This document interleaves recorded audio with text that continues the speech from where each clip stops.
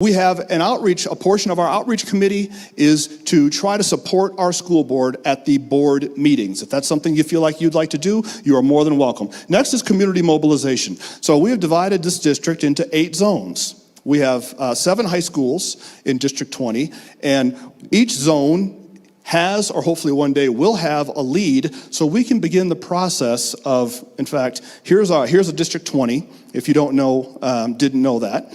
The furthest west high school, I believe, is Air Academy High. The furthest east is probably Pine Creek, but don't quote me on that. So geographically, let's say something comes up at Air Academy High School that we find concerning, that you find concerning as a parent. Well, there's no point in us sending out an email blast to everybody on the list, including people that live in Black Forest. That's 20 miles away. So we've divided into zones so we can mobilize and activate only those parents that are a member of the organization who live in the area or have kids at Air Academy High. You follow me? So we're not burning people out doing stuff over and over again, which really doesn't affect them personally at all. And Patty, so here's the schools in District 20. Patty, one of my friends, just put this together. It's absolutely tremendous. But so we're having an issue right now. So here are all the different schools and high schools in Academy, District 20, by zone. So if you want to work with us, you say, okay, I live in Briargate, great, you're in zone number 2, connect you with your zone lead, and if and when there's a reason to mobilize in your specific community, only you and the surrounding 20 or 40 or 80 or 100 families that are in that school get mobilized. Now, this is an issue we're currently having at a middle school here in Colorado Springs, in District 20. There are books in the library of this middle school that I believe many of you would find very objectionable. This is some gaming book. I don't know anything about gaming, but a parent, concerned parent, went in the library, pulled these books off the shelves, and took pictures with his cell phone. These are his actual pictures. This is from that book.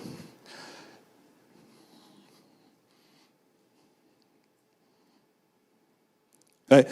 This is in the library of a middle school, not a high school, not a junior high school, a middle school.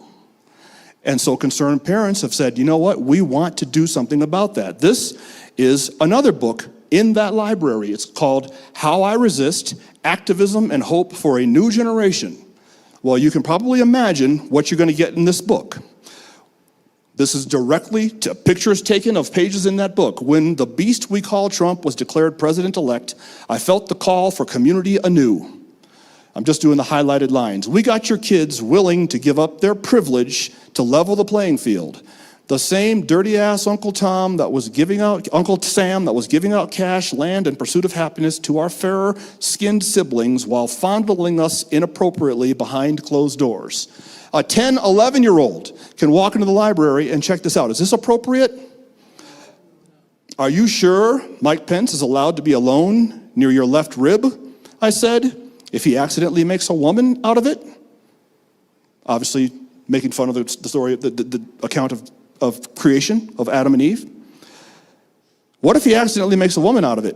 Also, is that Pence's head on Justin Bieber's body?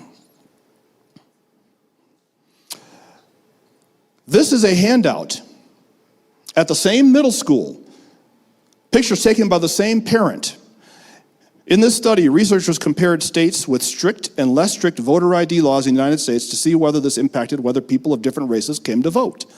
They looked at elections that took place in 2008 and 12 because before 2012 there just aren't enough data because voter IDs weren't required until 2006. We found that in states with strict voter ID laws, blacks and Latinx voters were almost half as likely to vote as white voters.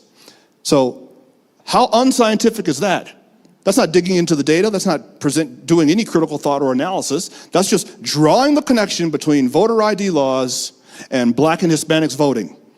You require a law, they don't vote, without any other supporting data whatsoever. And I've asked many people to explain to me, how is asking somebody to prove that they are indeed themselves inherently racist? No one's ever done it.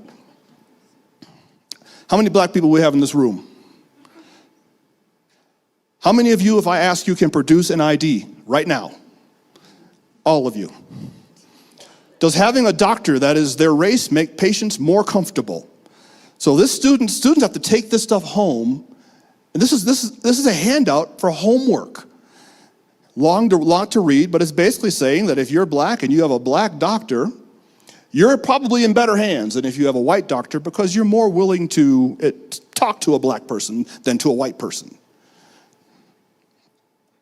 Draw your own conclusions. Are black people more likely to be pulled over because of racial profiling? They found a 5 to 10% decrease in the number of black drivers who are pulled over at night, which suggests that black drivers are being racially profiled by the police during the day.